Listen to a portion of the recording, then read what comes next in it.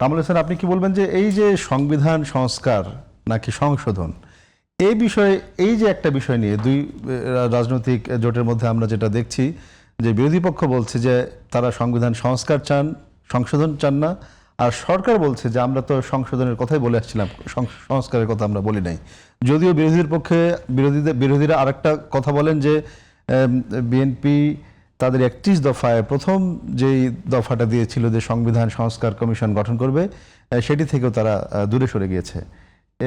এর কি কারণ বলে আপনার মনে হয়? আপনি প্রথমে এই জায়গাটায় যদি আপনি একটু দেখেন সংবিধান সংস্কার কি আর সংবিধান সংশোধন কি, আপনি সংস্কার এবং সংশোধন এই দুইটার মধ্যে বেসিক পার্থক্যটা কোথায়? আমাদের যে এক্সিস্টিং সংবিধান আছে, এই সংবিধানটা ধরেন 1972 সালের সংবিধান, সাবসিকুয়েন্টলি এখানে অনেকগুলি অ্যামেন্ডমেন্ট এসেছে।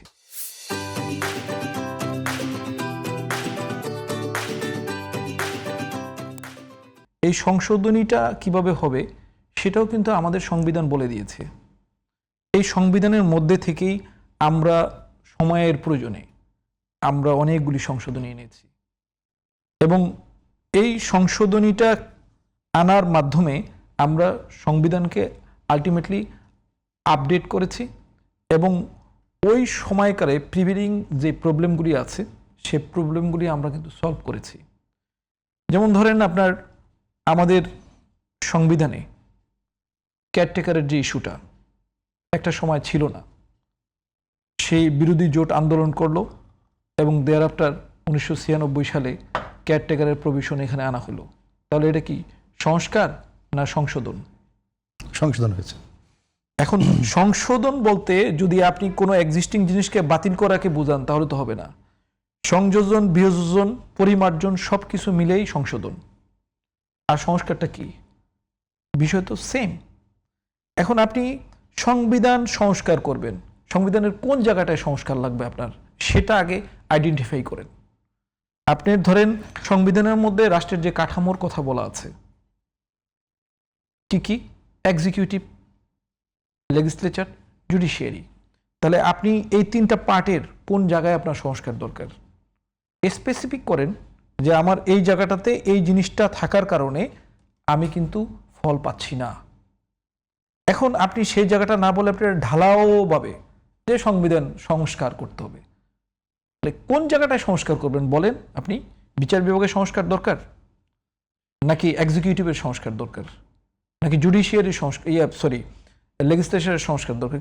আপনি কিন্তু বলছেন না। এখন আপনি সংবিধান সংস্কার কমিটি গঠন করবেন।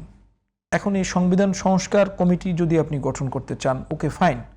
এই সংবিধান সংস্কার কমিটি গঠন করতে হলে এটা কি আপনি সংবিধানের পেরিফেরির মধ্যে থেকে করবেন না সংবিধানের পেরিফেরির বাইরে যেয়ে করবেন?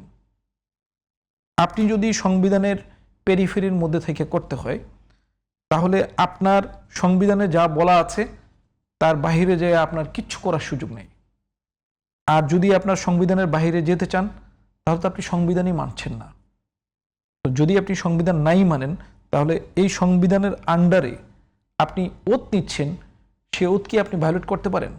আজকে আপনি সরকারকে বলছেন যে আপনি এটা এটা করবেন, বাট এই সরকার কিন্তু সংবিধানের আন্ডারে ওত নিছে, শপথ গ্রহণ করছে।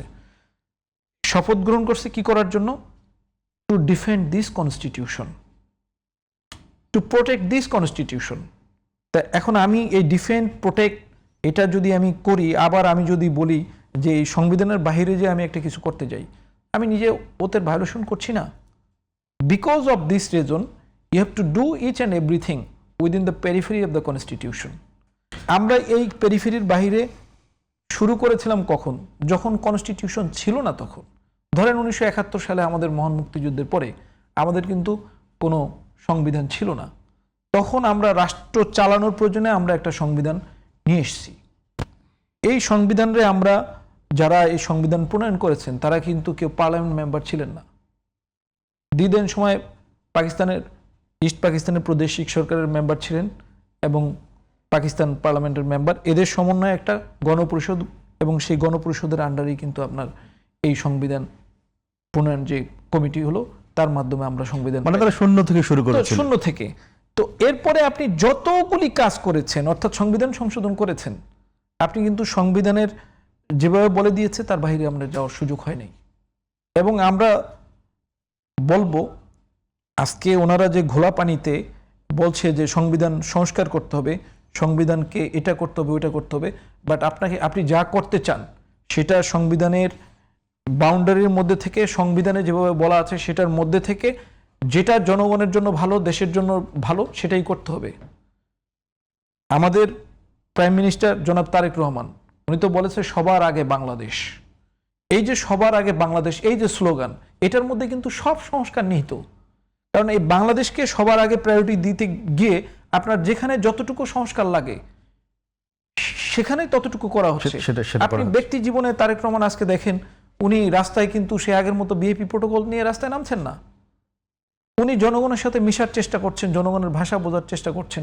সুতরাং সংস্কার কিন্তু বিএনপি ডে ওয়ান থেকেই করে যাচ্ছে।